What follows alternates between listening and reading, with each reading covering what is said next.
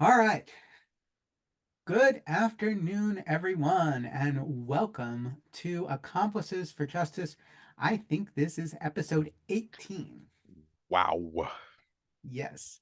So, episode 18, which in the Jewish tradition is a very special number because in ancient Hebrew, there were no Arabic numerals, there were just letters. So that all the numbers in classical Hebrew are, in fact, from uh, combinations of letters. So letters A through J are the equivalent of 1 through 10. And then JA is 11, Mm, only, of course, in Hebrew. So that's Aleph through Yud and Yud Aleph. However, the, the letters for the number 18 are Yud and Chet, which spoken together are Chai. That is the the word for life. So mm, 18. So Jews often will give donations in denominations of 18 for this reason. mm. So 18 is very special. So on top of all that, it is our final meeting before the 2024 election. Yeah. We are 6 days to election day here in the United States. So, with Yes. all of that, Accomplices for Justice, our mission is to try to figure out how to make it all work better. In other words, how do we turn our conversations that we hope are constructive into constructive actions, collective actions, organizing for justice for all? I'm Rabbi Jonathan Freirich. I am a rabbi here in Buffalo, New York, doing a lot of different things, no longer serving a congregation, but still serving. And I am joined by my accomplice in justice, accomplice for justice, and honored friend and colleague, Reverend Dr. Wylie Hughes, who is the senior pastor at Orchard Park Presbyterian Church. Uh, and today we are taking a look at fearless speech, a book. Uh, well, the topic is prompted by this new book by Mary Anne Franks, Breaking Free from the First Amendment. And uh, if you want to continue supporting our speech, please go to www.opendoorjudaism.org. That's opendoorjudaism.org, and feel free to make a donation, or you can find us at Patreon under Accomplices for Justice. So, in any event, Pastor Hughes, Yes. uh, you have a you have any good wise words before I start us down this question of free speech conversation before we start today? I will start our conversation quoting the words of the great rapper Ice-T, who said about 20, 30 years ago, yes, we have the freedom of speech, but watch what you say. Amen to that. So, because no greater faith leader than Ice-T for that in that regard, He was ahead of his time for sure. in Yeah, so many ways. in so All many right. ways. So my opening question, which prompted Pastor Hughes to begin to think, and I interrupted it beforehand because I wanted to hear it live and in person. Oh, yes, yes. So, Professor Franks talks about how what she calls reckless speech is protected. That is, the speech of the powerful. And it is often protected at the expense of what she calls fearless speech, or speaking truth to power, or coming out with words that make the powerful uncomfortable. Um, so, today, right now, we have seen that the reckless speech of the powerful, in particular, some public figures, is causing real harm and yet continues to be protected, right? So people have no problem promulgating lies in public and with zero regard for the actual harm being caused. Mm, Professor Franks points out that historically, pornographers, stalkers, abusers, Nazis, racists like the Klan receive immense amounts of speech protection, including from the ACLU, while vulnerable women and minorities do not. mhm. And when the powerful receive speech protections, they often receive them in situations that are already harming the less powerful or continue to lead to harm for the less powerful. So merely saying that prompted Pastor Hughes to say, huh, I have some questions. So I do have questions. I do. In fact, I have a critique of that. please. I think that, and this is sort of an overall thing. And again, hopefully we'll get deeper into it. But I think that if you ever thought that your speech was free, you are dumb. That's why it's called freedom. So we are not free. All right.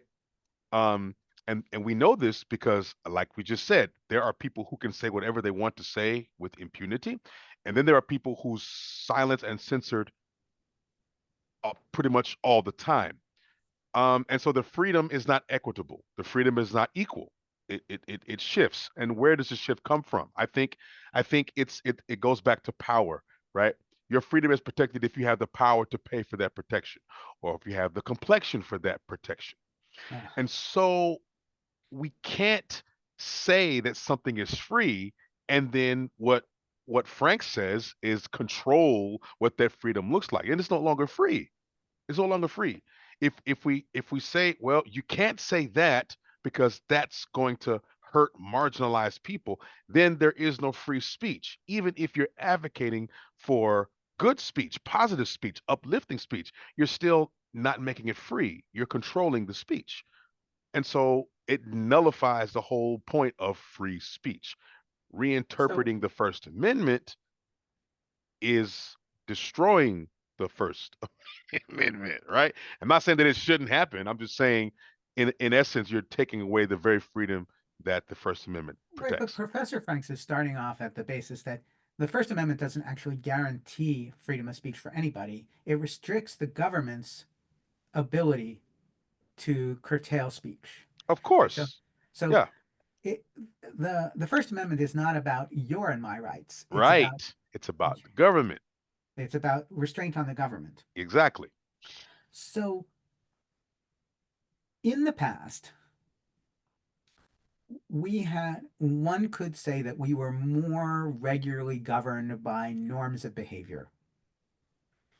So, for example, over the last since the Obama administration, one can say that the white supremacist threads of American society began to take the gloves off on what was allowable because as soon as an African American became president, that meant that suddenly this was no longer the province of polite white men. And that meant that they could see themselves as unbound by conventions. And now what we are seeing is when those who are in power see themselves as unbound by conventional norms, suddenly we need restrictions to guide everything as opposed to a basic moral compass. Now, the flip side of that is that the problem with the norms of behavior as interpreted by the white Christians in power is they often said that anybody who didn't look like them, who wasn't from the background that they had, couldn't possibly behave in according to those norms, that some of those norms included who got to participate at all. So there's the problem with any sort of rule of thumb is sometimes that thumb is helping us out, right? It extended as a hand, and sometimes it's a thumb on the scale. Mm. And so here, what Professor Franks is really saying is absolutely what you're saying as well, that power has always dictated what speech is allowed. Yeah. Power has always dictated who is free to do what. So she is asking for not for a reinterpretation of the First Amendment for the sake of those who are outside of power, as opposed to for But the sake of those who are in power. you can't do that. What do you mean? You can't do that. You can't, because what you're doing, you're not solving the problem. You're just swinging the pendulum in the opposite direction. Okay. If the rich and powerful are able to control our speech, now you're saying, okay, they shouldn't be able to control our speech. Then who's going to do the controlling? Who's going to say who gets to say what? Now you're just shifting power. So, she advocates for fearless speech, which is speech that yes, it challenges, but it also empowers, which I think is a noble thing. But I think it comes at the expense of power. So who are we going to put in power to make that possible? Who are we going to say who gets to decide that? And that's the So question. that is the question, and I think what so she lays out a distinction between what I think is a pretty reasonable understanding of what speech should be free and what speech should not be, which is the question of harm. Hmm. And I think measuring harm is something that we could, in fact, empower courts, for example, to do. We could, we because it's about damage. Yes, it is about damage, but I'm hearkening back to the First Amendment, which really focused more so on published work. It was more geared toward print. What you put in print, freedom of speech, according to the founders, was freedom to, yeah, it was, I mean, yeah, speech itself, but speech that was publicated, stuff that you can write. You could, you know, because before that, you couldn't say anything against the king. You couldn't write an article against the king. You couldn't voice your own opinions. And the freedom of speech, and it went hand in hand with the freedom of press. So we're talking about this a document that cannot control what comes out of a person's mouth, but it can definitely control what is printed, what is publicated, what is released, right? Because you can't control what somebody said. You can't stop someone from speaking their truth. I hate to say it like that because that's so ridiculous, but Sure, you we can. can. Well, yeah, let's say it. You can't stop a person from So, speaking their so truth.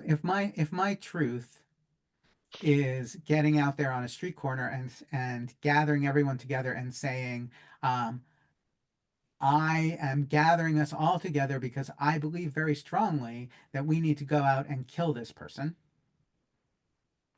That is not acceptable speech. That is not acceptable speech Right. in So certain circles.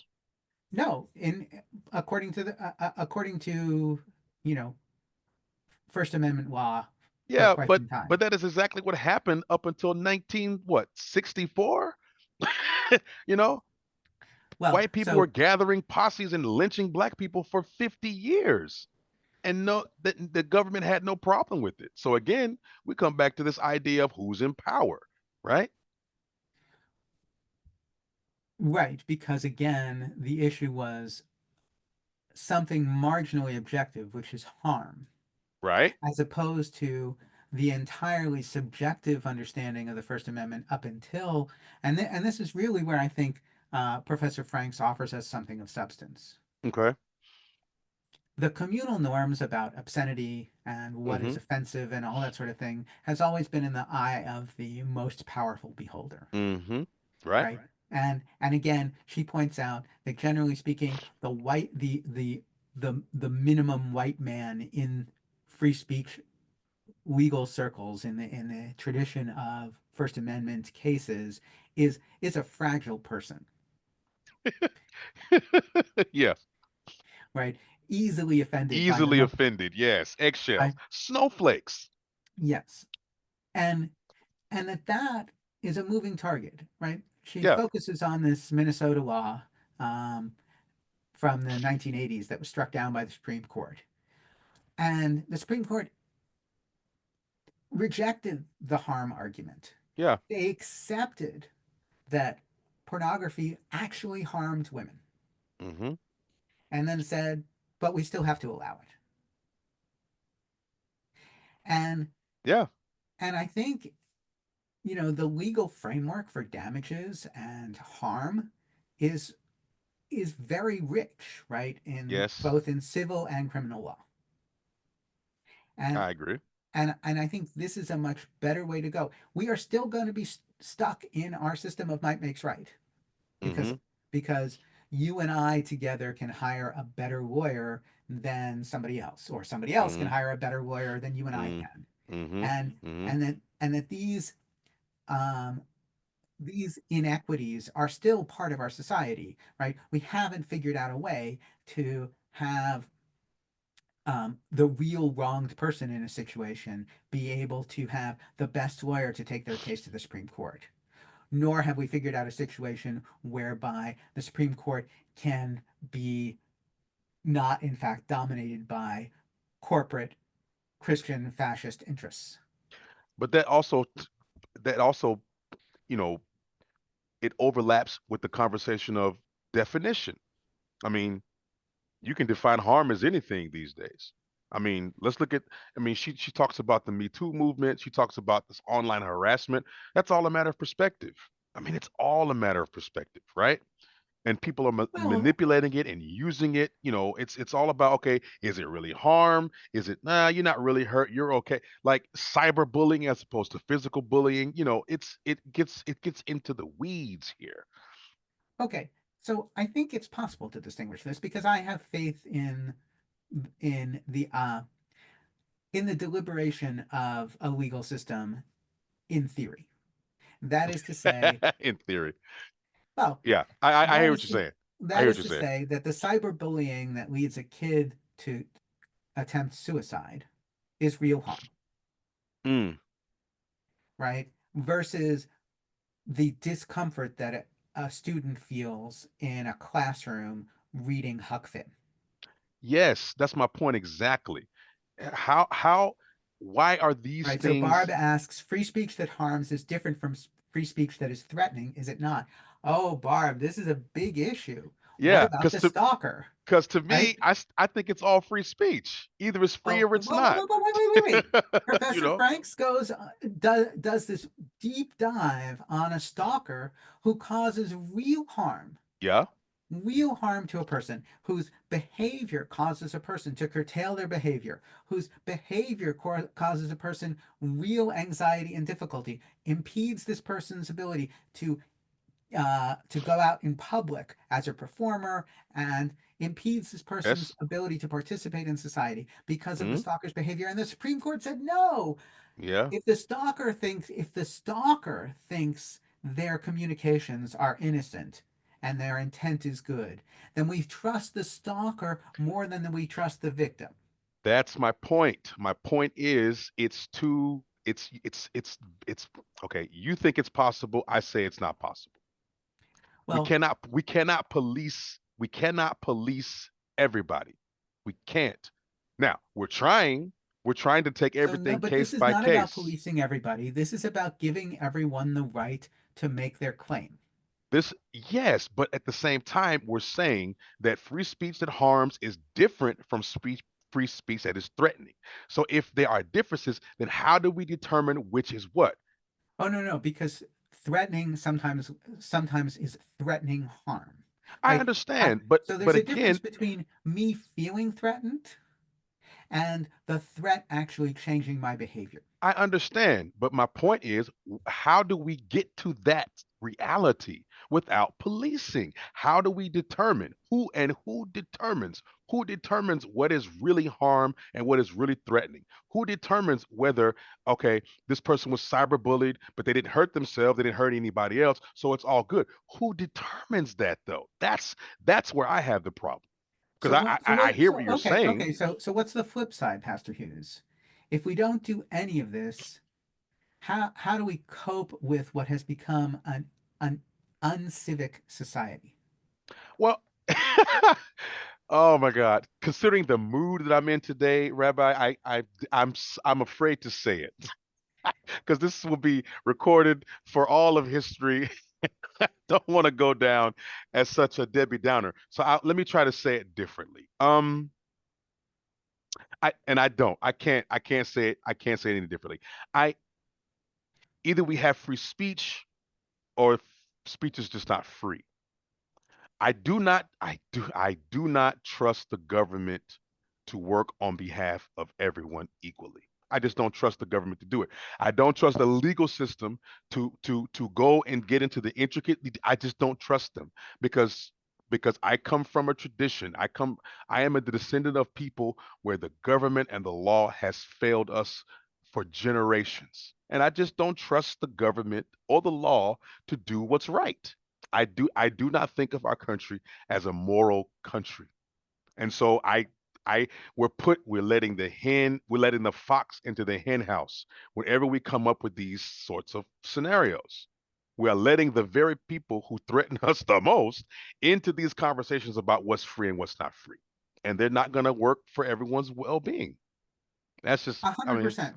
And I accept as axiomatic, as the very premise of American society, your observation in this, mm, right? Um, so how, therefore, do we make our way forward, right? For example, we have the residents of Springfield, Ohio, mm-hmm. who have been objectively harmed by Yes. public lies. Yeah. I personally have been objectively harmed. My entire career, my family upended by someone else's exercise of their free speech Mm-hmm.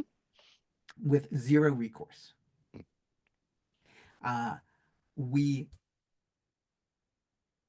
and I am much better situated than the Haitian immigrants in Springfield to survive it. Mm-hmm. Uh, so, what do we do? I mean, Professor Franks offers some potential solutions. Mm-hmm. Um, you know, she talks about prioritizing the teaching of the First Amendment in public schools. She talks about uh, doing a much better job controlling public spaces, putting the Right. burden on our social media Exactly. Right. to be responsible about the spaces they create. That's right. And we see how far that's gotten us. But Because we who haven't. control who controls the media? Oh, well, who controls the media though? Who controls the media? And this is okay. It's not a critique against what she's saying. It's just that who she's advocating for. You know, she's leaving it up to the social media to determine those things, and the social media cannot and will not. There's too Oh much no, money she's not involved. leaving it up to it. She's actually asking. She's actually calling for greater regulation of social media. Right, but what I'm saying is, in so doing, it's not. I just don't think it's going to happen because there's too much money to be made, and the those that the powers that she's appealing to curtail this situation are not going to. They're not going to acquiesce to that. They're all too beholden, is what you're They're saying. all too beholden. They're all in bed together, and so I mean, Down to Jeff Bezos oh yeah, squashing the Washington Post's oh editorial yeah. page. Oh yeah, and down to Elon Musk contributing to Donald Trump's campaign because he wants to take control of the media. The same people that have been attacking former Twitter and all these other sort of social media outlets, he wants control of that, right? And so even now we're seeing the media is being sold out if it hadn't already been sold out, which I think it has. But now it's starting to be uncovered that everything is for sale. Everything is for sale. So what what if anything can we do about that? We can unplug. All right, so 200,000 people We can and unplug. 200,000 plus people have canceled their subscriptions to the Washington Post in the days following uh, Jeff Bezos' interference with Yeah, the Washington Post editorial board. The yeah, significant many of the leaders at the Washington Post, including many journalists, have left the Post in yeah. protest. Uh, That's one way to do it.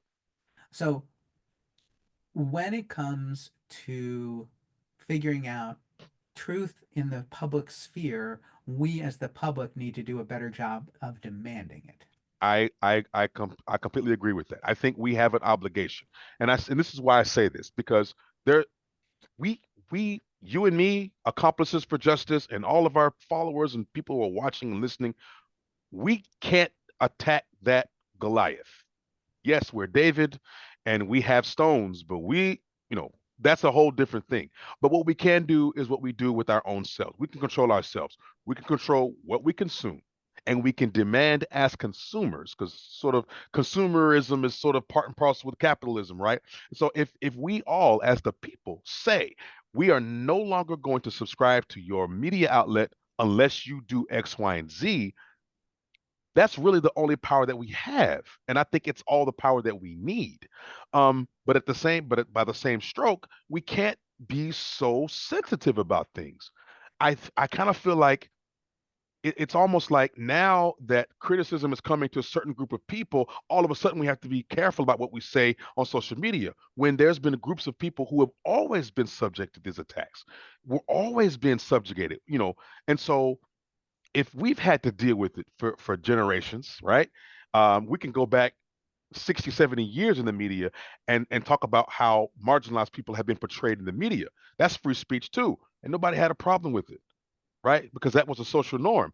It was a social norm to depict African Americans with big lips, big pink lips, eating watermelons, because that was the propaganda.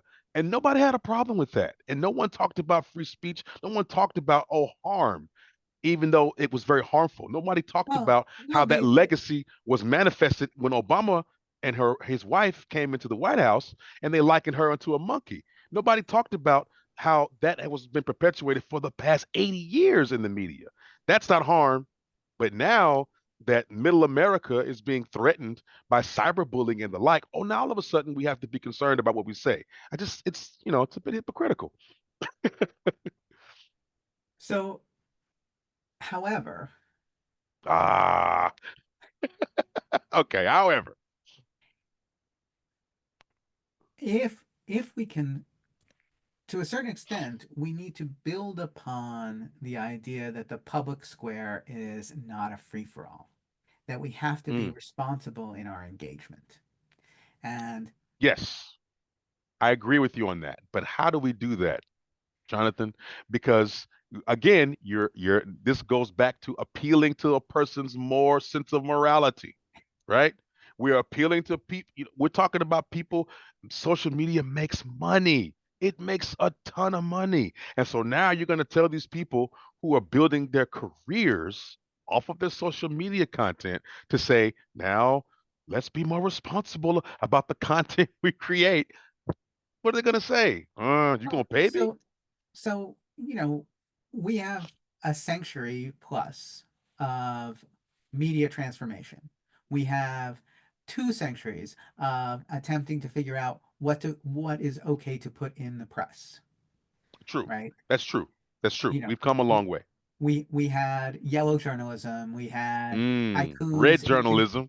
and red journalism, Yeah, tycoons in control of uh, the entirety of newspapers, it's smearing true. people. We had here in New York State, we had legislators who were expelled from the New York State legislature because they were communists, not Mm-hmm. because they'd done anything, merely Right, because right. they They were had run on a associated. communist ticket, Yes, yes. right? So Mm-hmm. that was it. So there we have a not a terribly good history of outcomes, but we do have a history of process. Mm-hmm. And here's the rub, and it goes back to the Adam Gopnik stuff, right? About whether or not we can engage with the system to improve it, Or or burn it just down. or burn it down or throw it out, Burn right? it down. Because what Yeah. you're saying is stop regulating free speech, because the regulation in and of itself will only be for the sake of the most powerful. Only. And that's really what I'm saying. I'm saying, you know, as an African American person, I'm on social media. I hear hate speech against other African American people. What am I supposed to do? I keep scrolling. I look at videos of kittens. It's social media. People are idiots, right? People are idiots. People are racist. People are sexist. People are misogynist. They exist, right? And now they're on social media, they have a platform. Okay, but that's what it means to be free. And so just because there's people out there spewing hatred, okay, if the hatred becomes harmful, then there's something that we have to do about it. But at the same time, it's tricky. So in this way, you're saying even though Heather Heyer was killed by an extremist driving a car in Charlottesville, that the ACLU was on the right side of history in fighting for the organizers of that rally in Charlottesville to have the right to do it, That's freedom of speech. That's the freedom of speech, man. or Yeah, well, it's freedom of I'm not assembly. But yes, freedom so freedom of assembly. I'm not saying no. I'm not saying that it was right or wrong. I'm saying I guess it's just sort of where the ACU is coming from. The ACLU is saying that regardless, that rights need to be protected, and whose rights need to be protected. Now that's a different question. If we're going to talk So about so protecting but rights, because rights are determined, rights are have already been determined. These are our rights. These are our so inalienable should rights, should we right? demand the ACLU do a better job of protecting Amber Heard, whose free speech was squashed by her abuser I, publicly? I I think it's difficult for us to apply a blanket statement to all situations. That's where we Right, get in trouble. but here are two pretty stark situations, right? The Yeah. ACLU fought hard for the Unite the Right rally Hmm. in the same way And that why? Okay. And why do they fight hard for it? Let's talk about why do they fight hard for it. they fought hard for it because they felt that uh, the way the ACLU likes to say this is speech that we find offensive needs to be protected. I okay. I would say it differently. I would Okay, say that they fought for it because the idea of free speech is universal. All right. And if you don't fight for their right to a peaceful assembly, then you shouldn't fight for anybody else's right for a peaceful assembly as well. Because it's but then applied across the on the board. flip side, they It's across the invited board. Amber Heard to write an article Yeah. to To offer to her. no to highlight the how people who are abused are silenced on the one hand, and Hmm. then they refused to defend her when she was attacked at their instigation for speaking out, even though she didn't actually name her abuser. Hmm. And so she ended up with a $50 million settlement against her that she had to go in and take a plea deal on because she couldn't afford it. Because the ACLU said basically Nazis have the right to speak, and we're going to encourage those who are abused to have the right to speak, but we're going to abandon them in the public sphere when the powerful white male abuser um, feels damaged. Well, well, you just answered your own question. Um, it's the white male abuser. It's the white male that is the key, the linchpin to all of this stuff, right? So therefore, what I'm saying is that as an organizer, as a Yeah. what next person, right? We have to do more than just kvetch. Everybody understand that Yes. what the Yiddish word Y- kvetch means yes. to complain, Yes. right? Thank you. That we can agree on. I 100%. So if we're going to do more, then we need to re-engage with the ACLU and say, hey, wait a second, you're doing a great job protecting the speech of those who are already powerful. Hmm. How about we protect the speech of those who are out of power? Right. I think, and again, that's on us. That the onus is on us to be the advocates that we need to be. We cannot let the government be our advocate because they will not serve the people. So we have to do that. And that's sort of the end of what I wanted to say earlier is that we have to be more, we have to participate more in it.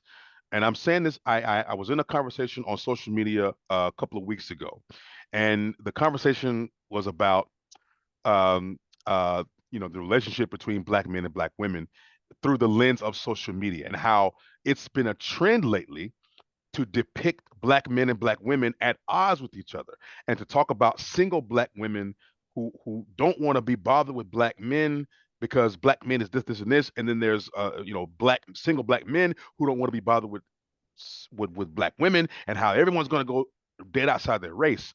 And I was saying to them, I said, this is propaganda. Because as a black man, I know hundreds of black men in positive and loving relationships with black women. And so, where are their representation in the media? So, either we acquiesce to to the images that we are given, or we create our own. Same thing that happened with the Oscars, and there was all the Oscars are so white, and all only white actors are getting these Oscars. And I kept saying, why do we keep sitting at a table where we are not welcome? Why don't we create our own awards organization to reward black excellence, black actors, black directors, so that we don't have to worry about that because it's clear that we were not meant to be there. Sort of like what we talked about before the recording started. We don't belong there, so why don't we create our own space? Let's use the process for our faith in our favor. If speech is free, and I fight for free speech so that I can use it too. The moment you start toying with freedoms and rights, then that takes away our power, right? If we have this right, then we must protect it. And yes, that means other people can take advantage of it. People that are less positive can take advantage of it. But okay, so we should take advantage of it as well, instead of sitting back and saying, "Oh, you offended me. Oh, you called me the N word. Oh, they should be censored." Why? Why can't we? So Go ahead. I think Professor Franks agrees with you on that latter point, right? I think Professor Franks says that the sensitivity phrase of who gets to say what in public only serves the powerful who are annoyed Exactly. by it. Exactly. On the one hand. On the other hand, I think what you are saying is that maybe an addendum, a twist on Professor Frank's position is we are not going to cease defending reckless speech in public because we're going to lose that fight. Mm-hmm. Yeah. We're there's nothing that's going to allow that's going to get our current Supreme Court or maybe a future Supreme Court to say that J.D. Vance propagating a lie that causes harm is going to needs to, that speech needs to be restricted. Right. So in in if we abandon that particular windmill to tilt at, let's do something more pragmatic and say fearless speech needs to be protected the same way reckless speech I is. can get with that. I can get with that. That we're going to not take on the twists and turns of how the First Amendment to the Right. Constitution has been Because implemented, but we in won't fact win that one either. we're just going to demand equitable application of Exactly. the protections. Exactly. Case in point, the rally at Madison Square Garden. Everyone's, clutching their pearls out of all of the racist and misogynist things that were said at that rally. And well, he shouldn't have been allowed to say that. And I'm thinking he should have been allowed to say that. Let them say what they want to say, but how we respond is what matters. Are you still going to vote for that trash? Or are you going to Well, vote for something else? And so and that's how we respond, right? I That's think how we. this is so this is very important, Pastor Hughes, about the idea of finally saying the quiet part out loud. Mm-hmm. Because again, it goes back to our history of being a white supremacist, misogynist, Exactly. anti-indigenous people society that nobody would talk about in polite society, right? Exactly. President Andrew Jackson Oh, was, had no problem talking about slaughtering people and yes. was viewed as uncouth and therefore not a good representative of the Democratic Exactly. Party. Exactly. You know, Abraham Lincoln, President Lincoln, for all of his virtues in the public sphere, also behind closed doors said that Yeah. African Americans were not equal. Exactly. Exactly. So bringing it out into the open is better for society because transparently identifying what terrible things are being said behind closed doors Exactly. is actually more helpful Is actually more helpful. because somebody who thinks it's okay to say what was said about Puerto Ricans on the public stage. Oh my gosh. I mean, again, if that's how you feel, okay, I cannot control your feelings, but you don't say it out loud. You don't say it out loud, man. And I just if one feels compelled or capable or free to say that out loud, yes, that's then the judge them a core appropriately. exactly. If you feel bold enough to make those statements publicly, then you should catch hands.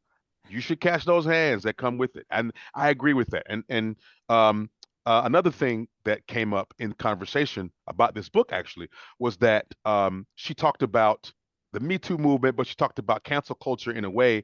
And I always had this I was on the fence about cancel culture because I understand it for what I understand it for what people think it is, but I think a lot of what cancel culture is holding people accountable for saying the quiet parts out loud. If you're bold enough to say it, then you're bold enough to catch the backlash from it. That's freedom, right? So I don't want those freedoms to be curtailed, because then that blocks my freedom to respond. If I see something, if I read something, if I hear something that is offensive to me, then I should have the right to respond to that with my own speech. And so, no, you're not being canceled. You're being held accountable for what you said. Okay, it was 10 years ago. Well, Well, you shouldn't have said it. but John McWhorter pointed out that people were actually being held accountable for things that they didn't say, True, right? So but some that's of true. that people are losing their jobs over the fact that they said that Black Lives Matter, and also we care about all lives, and suddenly that person was being accused of being an all lives matter, anti Black Lives Matter person because their framing was misinterpreted, but it didn't matter because in the overwhelming, punitive nature of public culture, and again, not necessarily a public person, but being punished Being for a punished. Yeah. non-public communication. Yeah. Well, I mean, if you go down that road, which is my big critique of John McWhorter's book, is just you take it so far to the extreme that, it nullifies the whole argument, right? It's just okay. You take it to its most logical conclusion, then what, right? So there's really nothing to argue about because now you're saying that, well, if this can happen, then that nullifies everything that's said previously. Which I mean, okay, but then what do we do with Well, that? so we are still in a place where we're asking people to be held accountable for taking advantage of freedoms that we're not willing to enforce, right? We're not willing to Yeah, restrict. And yeah. and and yet there is no court of appeal in the court of public opinion. No, there isn't, and that's just the way it is. But again, man, I keep saying this. There's a demographic of people in the country who have borne the brunt of that reality for generations. We've For borne it sure. for generations. And I mean, so, clearly, I mean, we have that, right? At this point, right? That yeah, Van Jones said with regard to our current presidential candidates that she has to be flawless while he can be lawless. right, exactly. And so, again, we have to deal with it, and we've had to deal with it. And so, we kind of feel like, I feel like, that everybody has to deal with it. We should just deal with it, just like we've had to deal with it. you know, Fight back when you can, where you can, but that's just reality. That's it's the same. Women make the same argument. Like, you're not going to castrate every man on the street, are you? No. So there's going to be men who are going to try to take advantage of women. What can we do about it? Can we lock all the men in the prison? No, we can't. We can't do that. We cannot expect the government to police everybody and everything. It's not that's not the solution, So right? this gets to, kind of our original question, Yes, right? it does. Full circle. Right, which is um, the difference between responding to harm and preventing harm. Mm-hmm. Because, of course, harm prevention is exactly this area of slippery slope of I'm uncomfortable, therefore I'm being harmed, Right, right. which is what you're talking about. But Exactly. but harm amelioration, there is real harm, and we are now taking steps to stop the real harm from continuing. So Mm-hmm. this is our final question, then I want to open up to our wonderful guests, right? This is um, this question of interest convergence, which we Mm-hmm. had talked about a little bit. Yeah. Uh, so Derek Bell, famously, and was brought up in McWhorter and also in this book, Mm-hmm.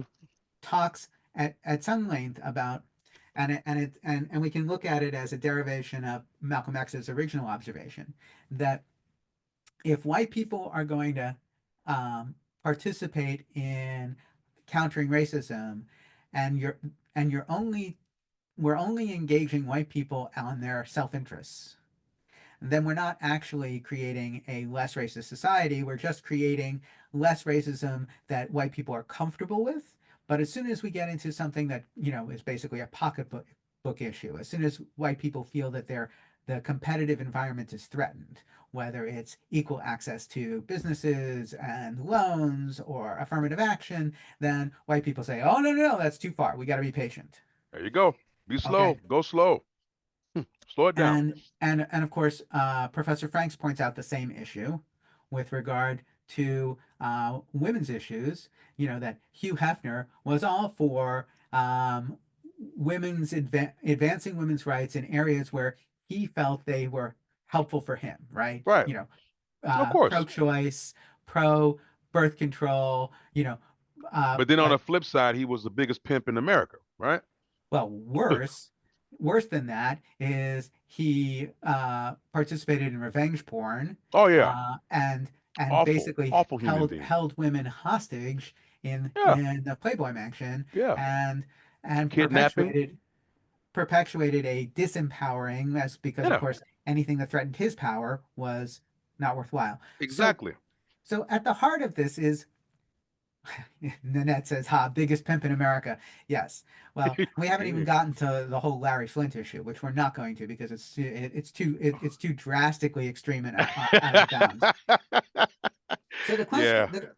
my question on this is, Pastor Hughes and I have participated in a lot of organizing culture, and organizing culture starts with this idea, and Pastor Hughes and I are kind of a exhibit A on this. We're poster children for if we sit down and get to know one another, we begin to understand what each other's self-interests are. Mm, And therefore, we begin to align our self-interest to a communal interest to do good together, much more so than we could do on our own. mm-hmm. And it is only by learning each other's self interests that we can then find something that we can work on together. Now, this presumes the basic idea, and perhaps it's an idealistic idea, perhaps too idealistic, that if we get to know one another better, we will in fact find self interest in common. That I will see in sort of an enlightened self interest manner that even though I'm not African American, when my African American neighbors do better, I do better too. Mm, And mm, which is both contrary to Derek Bell's basic presumption and contrary to Malcolm X's basic presumption, because mm, it starts with the idea that if I get in relationship with my neighbors, I will see my interest align with them, mm. and that I'm not actually it's not the sales pitch of do this for yourself. It's the understanding of broadening who is included in my definition of community and family. Right. Right. Um, so are is this a lost path now? Because now people don't have the time to do that. People Mm, don't have the time to relationship build. People don't have the time to see each other as remotely in it together. People don't have the time to figure out how, your family living in Orchard Park and my family living in North Buffalo have all sorts of advantages. And it turns out yeah. that your African American background and my Jewish background brings with them all sorts of disadvantages. And they're Mm, totally different. yeah. And still, we have common cause. But But you know, it comes down to will and desire, right? Like we said before, you have to want to do that. Like you have to want to put yourself in the shoes of your neighbor. You have to want to be in community with people. And so that takes a lot of work and it takes a lot of effort. And I was talking with my group here at the church. Sometimes people are just tired. It takes a lot of work to do that. It takes a lot of work for me to carve out time out of my day to sit and have this conversation. I enjoy it because I want to do it, right? But the average person that walks around my office right now wouldn't dream of it. Not that they hate other people that don't look like them. It's just that they don't have the bandwidth to do that work. Does that so make sense? it makes perfect sense because what we're saying is right now, and this is really at the heart of my feeling about this, Mm, is that we've structured society in such a way on purpose to Yes. make extracurricular community building into a luxury item. Right. Yes. So capitalism is Yeah. what's tiring us out. Now, that's a tangent we Yes. can't go down. 4-day work It's week. true Yes. though. Right. It's Nanette, you're true. absolutely right. We're too busy working. And this is the thing. We've gone so far past that because we require people to do so much work and so much effort that there is zero time for them to devote to, the quote unquote soft skills, Mm. right? Soft There's skills. Right. there's what we used to call somewhat demeaningly women's work, but was still Mm. work, right? Mm. Women weren't compensated for creating a social life for their family. Women weren't compensated for uh, parenting. women weren't compensating for running a tight household. Yeah. However, all of those things need to be done. And when all of us are working, we're figure out, hopefully in a more egalitarian and equitable manner, how they get done without, and most of us can't afford to hire people to do that. But like you said before, we have to start from an idea that we are equal, right? We have to start from a standpoint of the work that women traditionally, the work that women had done is work. Yes. And that's something that a lot of men struggle with, especially men of an older generation. They struggle with the fact that all of that women's work was flipping work, right? I mean, my wife is a PhD. My wife is brilliant. She's much smarter than I am.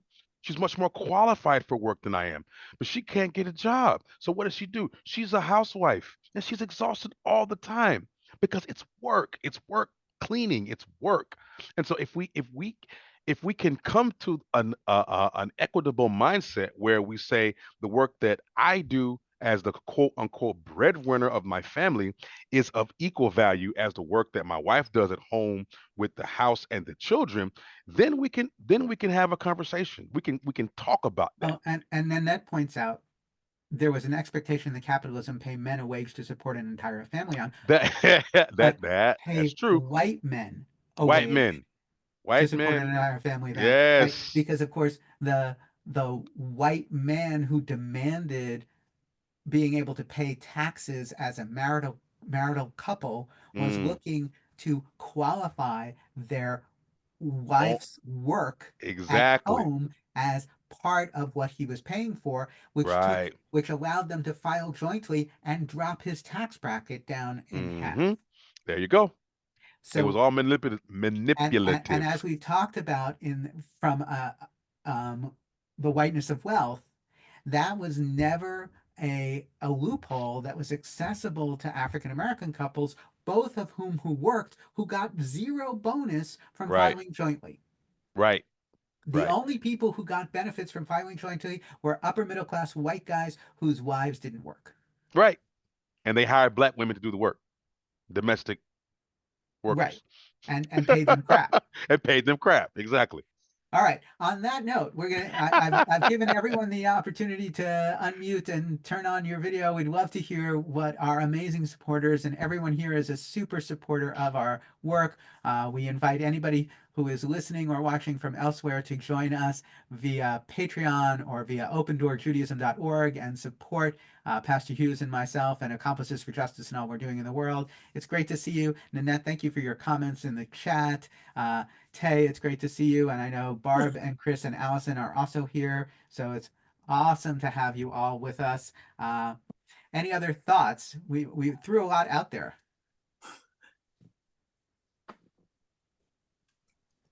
And Barb, you made it back from Philly. I'm not And able. you have a Harris Walls camo hat, a highly sought after commodity in this world. Yes. Someone at a restaurant offered money for this hat. Yeah, but you Turned it kept it down. anyway. We turned it down. I'm going to say because it's a collector's item now. I can't turn on the video. You wouldn't let me. Oh, I'm sorry. I will make sure.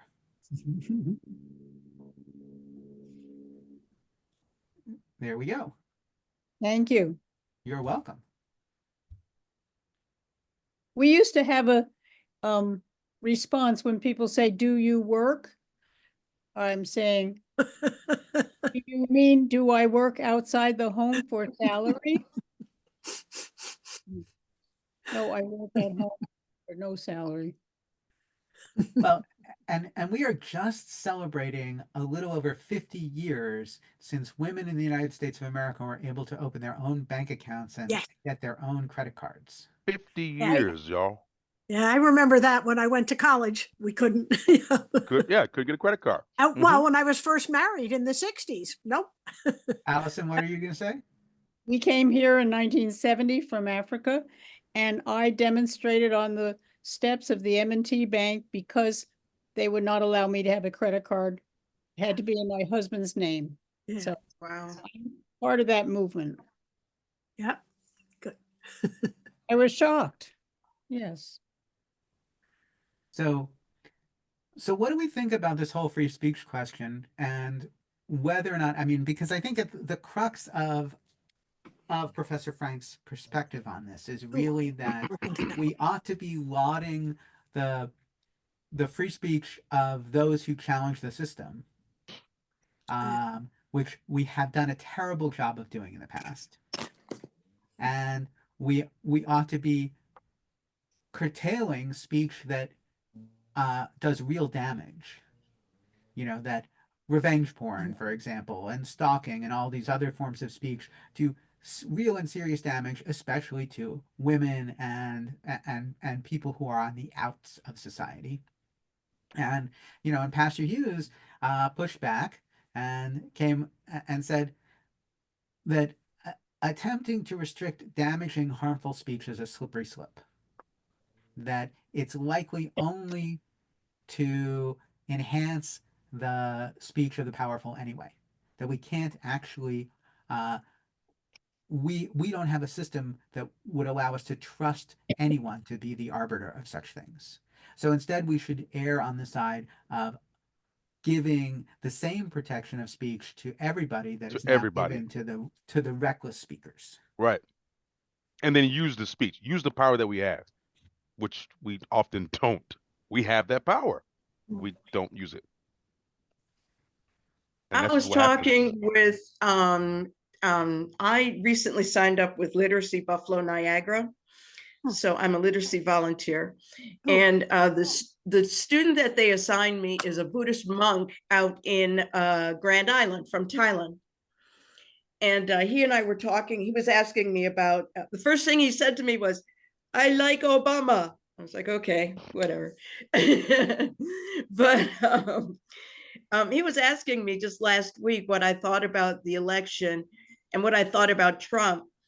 And I was explaining to him that as a Black person, well, just as a spiritual person, I come from the belief that all things have value. Even what appears to be crummy and bad, and the value, as crappy as Trump was, the value of him having been president for 4 years is that he brought to the surface all that was unsaid, and it being out in the, not just him, but all the people that he gave license to, and it being out in the open now allowed us to deal with it in the open. So there was value to it. So given that argument, I'm leaning towards Pastor Hughes. That more speech allows us to better see who people really are, right? When a la Maya Angelou, when people tell them tell them who Believe you them. are, who they are, believe them. Believe Yeah, me. I mean, I look at I look at the Constitution, I look at the article. All of these documents are tools, right? And a hammer by itself is not a danger to anybody. It becomes dangerous in the hands in someone's hands. If you want to use a hammer as a tool to build a house, you can build a house. If you want to use a hammer as a tool to take someone's life, you can take someone's life. It's not the hammer, right? Just because a murderer is a serial killer and he's using a hammer, do we then curtail the sale of hammers? No. It's not the hammer's fault. It's the people who hold the hammer. So it's about, do we protect free speech? Yes, I think we should protect free speech, but let's deal with the real problem. The real problem is the people who are using the free speech in a negative way. And we have to combat that with our own way, a positive way. We can both use free speech for our goals. I mean, that's just how I feel. I know it gets shaky, but that's how I feel. Well, but I think what's really important about this is, and this is something Pastor Hughes and Annette, that the two of you have taught me a lot about, which is that I listen to and read a lot of in the legal sphere, right? Amicus is one of my favorite podcasts. It's Dahlia Lithwick who's talking about the Supreme Court. There's another podcast called Lawfare, which is really about how law is used positively and negatively in Mm. in the world. And my reaction to something on lawfare comes directly from the two of you, which is at some point they said in lawfare that the only recourse for judges who find um, the situation to be untenable is to quit, that they Mm, can't, uh, and wow. and this is directly in contravention to the history of appeals court judges and lower court judges in this country finding problems with what's coming out of the Supreme Court and actually sort of judging upwards Hmm. and saying, no, we're not going to abide by an unjust opinion from the Supreme Court. The Supreme Court is fallible, Mm, and that we can protest from our position. mm, And and I think this is, you know, as admittedly a white guy, you may have noticed, uh, there is something from a white educated background that says we're going to trust the system. And what both of you have continued to point out is you can't trust a system that's killing us. mm. If it's an inherently unfair system, we have to maybe we're working within the system, but we don't have to use the rules of the system all the time to change the system because sometimes the rules themselves are incredibly unjust. Right. Mm. Right. Yes, Allison. I really appreciate what Wiley said. It gave me a whole new view of how to respond or not respond to hate speech. Now, Wiley, how would you, when you're talking about the hammer doesn't kill, the people we do. What about guns? It Same isn't. thing. That's what I was thinking too. Same thing. A gun is a tool. I've used a gun in my career as in the military. I used a gun when I was young, living in the country with my grandparents. We used that weapon to protect ourselves. We used that weapon to feed ourselves. We never shot anybody. We shot at people, but they were harming us, right? I lived in the rural area of Georgia, and we had neighbors on either side of my grandparents that were white supremacists, and they would poison our animals. They would Wow. they would poison my pets. They Ooh, would poison our crops. You know, they would put poison in the ground. And they would sometimes throw rocks in I grew up with my grandparents when I was younger. They would throw rocks in our home and through the window. And so the guns protected us. All right. We didn't kill anybody. I was a child. I knew how to shoot a rifle by the time I was 12. Right. So I can't stand here and say that guns are dangerous, but people are dangerous. And I know I know what dangerous people do with guns. And so Mhm. the problem for me is not guns, it's people. Now, if you really want to talk about gun violence, let's talk about regulating certain individuals' ability to get hold of a weapon. It's yeah. not right that a 12-year-old black kid in the hood can get access to a gun easier than he can get access to fresh produce. That's a Mm. problem.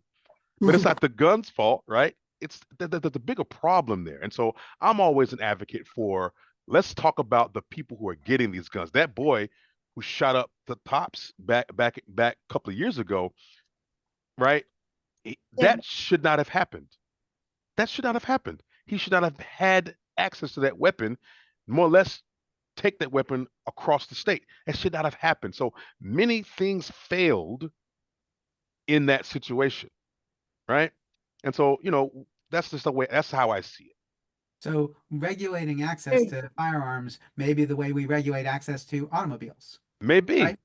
I mean, Because we, that, we do regulate access to automobiles, right? right. I mean, I have to buy insurance in order to drive a Right, car legally. Why right, shouldn't I have to buy insurance if I to own a gun legally? right, right. And certain kids are not allowed to buy cars. They're not allowed to drive cars, right? Because they're too young. I agree with that, Right. right? Meaning a gun license requires guns require a license. They require a license. They require And registration, right? Just like a car has registration. and if I want to buy an assault rifle, it's like getting a truck It's license. like getting a truck license. You got to go through something extra. Right. Go to military, get shot at, go to war, Well, then I come mean, back talk about assault rifle. but spend time learning how to use it responsibly, Exactly, right? Because a exactly. truck is a much more dangerous item It is. than Yeah, a sedan, and right. But therefore at the same, I need to know how to use it better. that's right. You need to be more familiar with the weapon, right? Be more familiar with the gun, with the truck. Same thing. Down across the board, across the board. Look at that. We solved a problem already today. Yes, Barb, we yes. did. Okay. I'm a little overtired, but back to, I've been up since 4 o'clock this morning Ooh. to get home here. Back to, freedom of speech. I really do, I feel very much like Pastor Hughes and Nanette, and I think it is better to know what's out there. And I feel it is my responsibility to respond to that. Mm.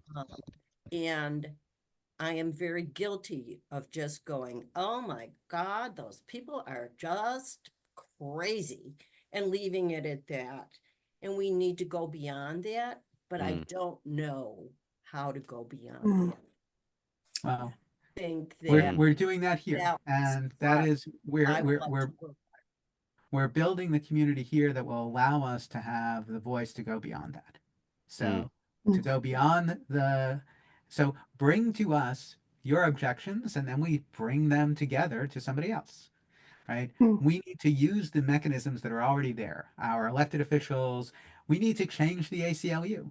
We need to actually advocate for the issues that we care about with the Yeah, people who are doing something about it. yeah. I mean, Mm. again, that's a David and Goliath kind of situation. But yeah, I mean, you know, gosh, the people have the power, man. We have so much power. Because if we didn't have power, they wouldn't be working overtime to curtail our power.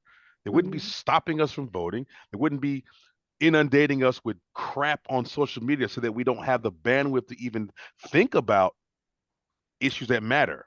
And I mean, that's a thing, right? We're all weary. Why are we weary? What are we weary about? The situation is still the same, and yet we're all exhausted because we've just been inundated. And there are still people right now who have no idea what they're voting for. They have no idea who these people are. And And, and you on know, that, Pastor Hughes, I want to bring us to a close with one quick oh, vignette. sorry, I said That's the bad okay. No, it's thing. okay. Can of worms, sorry. No. Exactly on this. You didn't say anything bad. You say you provided a lead into the next story,